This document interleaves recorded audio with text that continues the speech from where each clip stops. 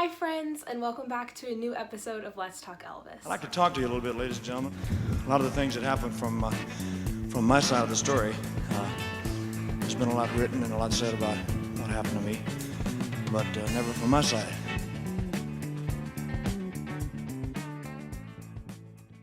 So a little disclaimer before we start. I did not make these episodes to give excuses for any of Elvis's choices or behaviors. I simply add context, explanation, and research into topics that I am personally passionate about because I truly believe that Elvis deserves it.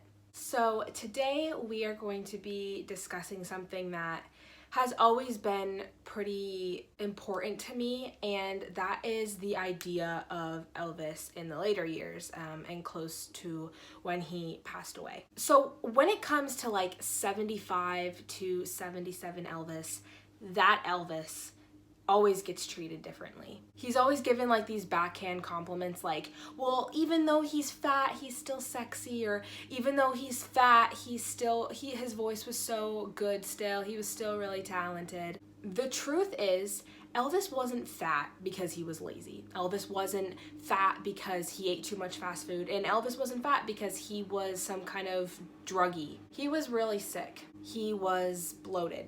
There's a difference. He was struggling more than I could ever imagine. I mean, he was struggling from disease and disorder in 9 of the 11 bodily systems. And most of the issues that he had that were affecting his body like that were genetic diseases passed on to him, so they weren't even things that he could control. The people who make fun of Elvis and how he looked near his death, making fun of his weight or his general appearance just in that last decade in general, never know the full extent of what that man was going through, or they would never stoop as low as to make a joke of his health situation.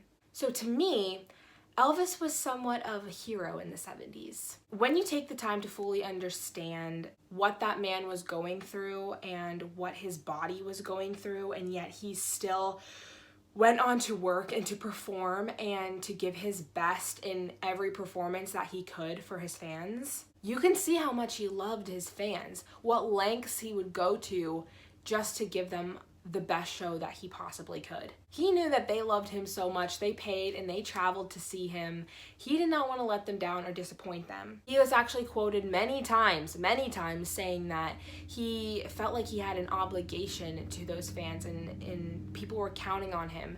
So much so where he felt like he could not even take a break. To me, it is very apparent that he tried to do his very best that he could under his circumstances. He probably didn't feel good like 95% of the time, yet he got dressed up, he put on that smile, he went out on that stage, and what he did on stage was not easy. Like, he didn't just stand there behind the mic and sing. Like, he pulled out his dance moves, his karate, he was kissing girls, he was interacting with his fans, he was throwing out scarves and capes, and he put on a show. When you went to see Elvis, you went to see Elvis, you know? I don't know how many other entertainers you could say would do that when they're feeling that certain way just to make their fans happy. I know for me, when I just have like a cold, I don't even feel like going to school. I don't feel like getting out of bed. I do not feel like doing anything even when I have a common cold and I feel like crap. So imagine your body literally shutting down and still giving your best and putting on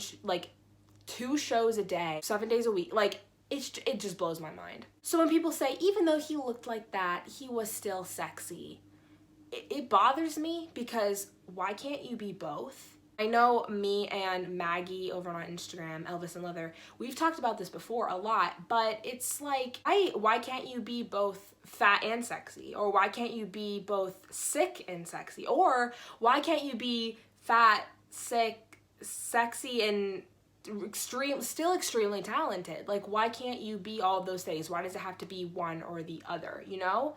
Like, why can't people who don't fit that societal standard cookie cutter figure still be viewed as attractive? Elvis proved that him as a human, his personality, his generosity, his perseverance, his determination, his his passion, his love for what he did and for people in general, those things always triumphed over his physical appearance and what condition he was in. Even though he definitely felt like garbage, women still would have jumped at the chance to have his babies. Even though he wasn't that cookie cutter, socially correct, ideal picture of a man, especially for those times, he remained one of the biggest sex symbols of the time. I think Elvis was a pioneer in that way. He showed others, without even knowing it, that you don't have to be physically perfect to be loved and valued. He broke that mold and showed while, yes, he was struggling and he was bloated and he was sweaty and he wasn't physically at his prime, that wasn't what mattered. That wasn't what people cared about. People came to see shows because they wanted to see Elvis. His personality remained there. It wasn't the body that they cared about. That wasn't what made Elvis sexy. It was who he was as a human that made him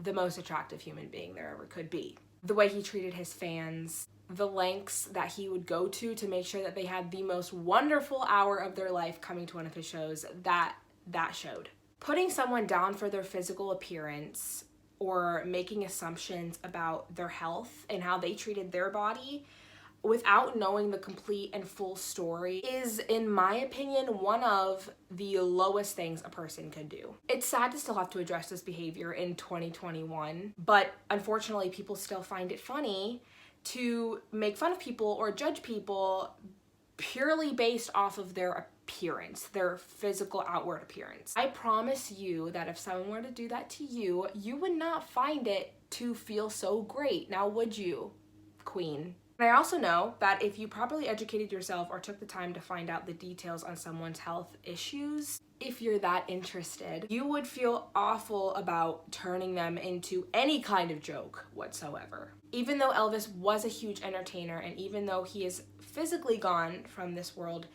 that does not make it okay to disrespect any part of him. If you want to find out more about his health struggles or any other controversial part of him or any other part of him in general, I don't mind, please feel free to reach out to me. I have really studied this topic because I think I owe it to Elvis to know this stuff about him if I am making content like this, and so I know a little bit, and if I don't know the answer to your question, I promise you I will direct you to someone who can answer your question for you. So that is all for today. I hope you guys enjoyed this video. If you're watching this on YouTube, don't forget to subscribe and give this video a thumbs up if you enjoyed it and a thumbs down if you did not. And if you're watching this video on Instagram, make sure to follow me for more Let's Talk Elvis videos and more insight into Elvis's life, not only as the amazing entertainer that he was, but the even more amazing human being that he was. Thank you guys so much for watching, and I'll see you guys in my next episode. Bye!